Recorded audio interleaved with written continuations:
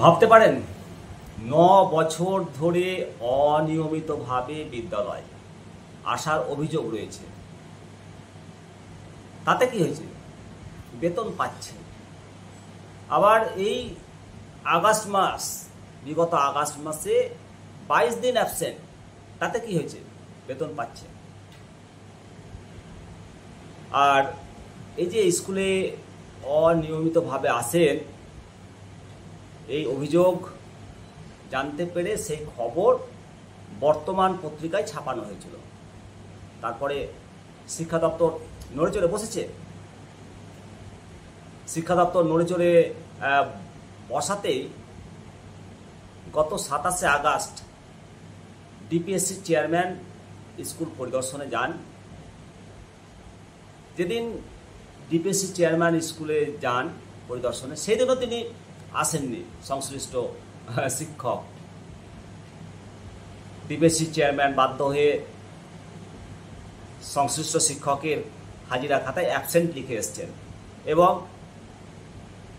বিদ্যালয় পরিদর্শন করে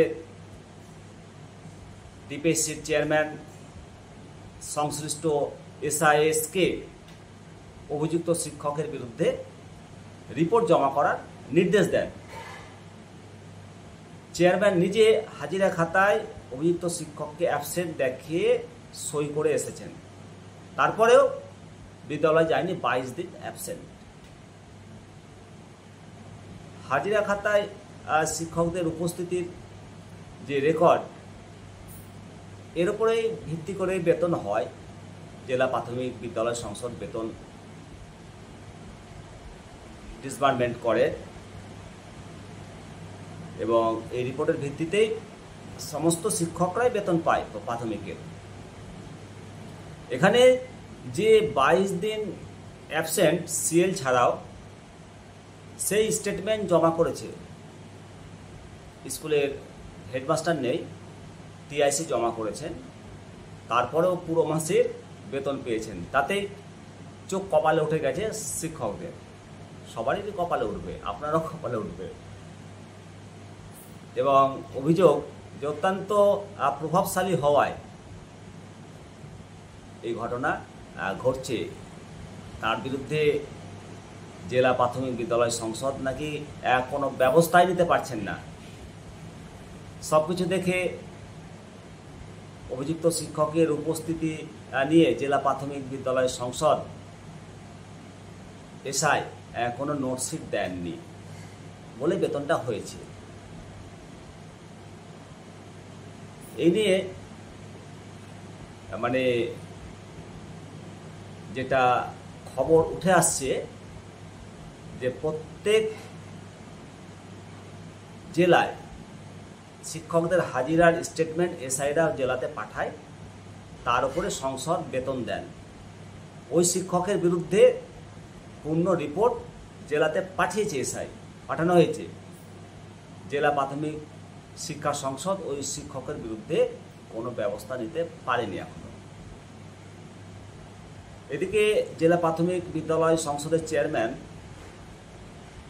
উনি বলেছেন সংবাদ মাধ্যমকে, যেটা বর্তমান পত্রিকায় উঠে এসছে, যে আমরা সংসদের পক্ষ থেকে শিক্ষককে কিছুদিনের মধ্যেই ডাকবো।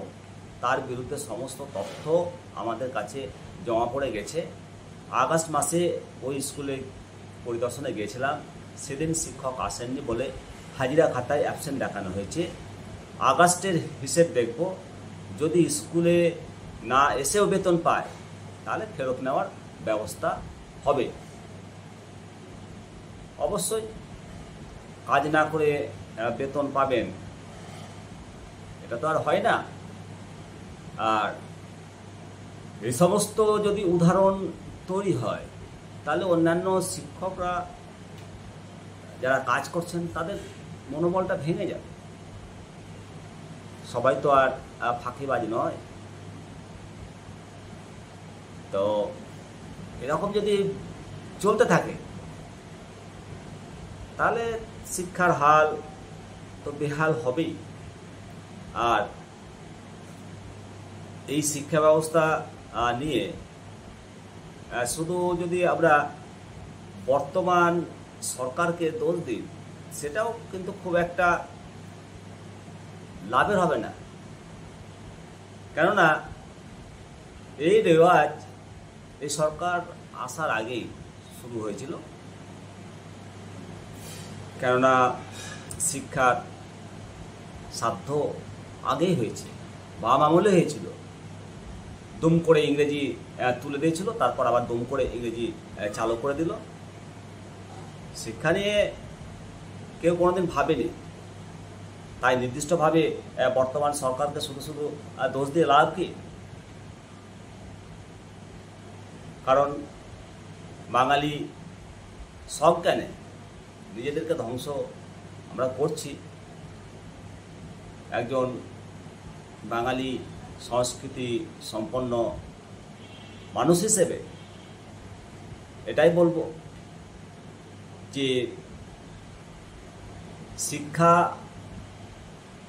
যে স্বর্ণযুগ, সে স্বর্ণযুগ আগে শেষ হয়ে গেছে। আমরা যখন ছাত্র ছিলাম তখন শিক্ষকদেরকে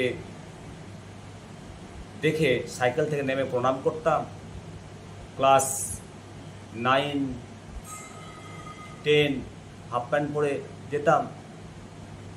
মাধ্যমিকে একটা পায়জামা পরে পরীক্ষা দিয়েছি। শিক্ষকরা মেরে কমচি দিয়ে হাত কেটে দিয়েছিল। আর এখন যদি মনে করেন যে শিক্ষকরা একেবারে আমার ছেলেকে সংস্কৃতি সম্পন্ন করে তুলবেন, শক্তিশালী করে তুলবেন, মেধা শক্তির বিকাশ ঘটাবেন,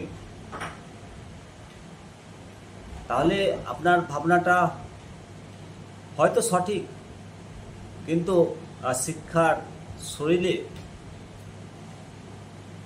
কর্কট রোগ হয়েছে অনেকদিন আগেই, ঝাঁঝরা হয়ে গেছে। শুধু শুধু প্লাস্টিক সার্জারি করে কি তাকে বেশি দিন টিকিয়ে রাখা সম্ভব, ধরে রাখা সম্ভব?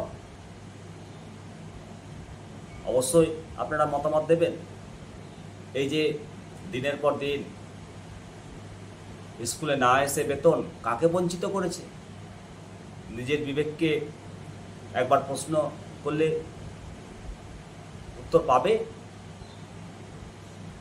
ছোট ছোট শিশুগুলো যারা ভবিষ্যতের নাগরিক হবে তাদেরকে বঞ্চিত করেছে। 9 বছর ধরে ঠিকঠাক স্কুলে আসেনি একজন শিক্ষক। তাই মানবিক মানুষ কে তৈরি করবে, এই প্রশ্ন রইল। কেননা বাবা মা যদি ছোট থেকে নৈতিক শিক্ষা দিয়ে মানবিক মানুষ তৈরি হওয়ার মন্ত্র না দেয়, তাহলে বড় হয়ে যেন তেন প্রকারণে অর্থ ইনকাম করবে।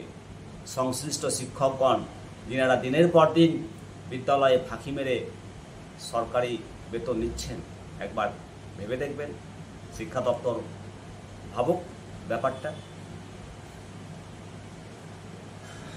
ভালো থাকুন, সুস্থ থাকুন, অবশ্যই মতামত দেবেন।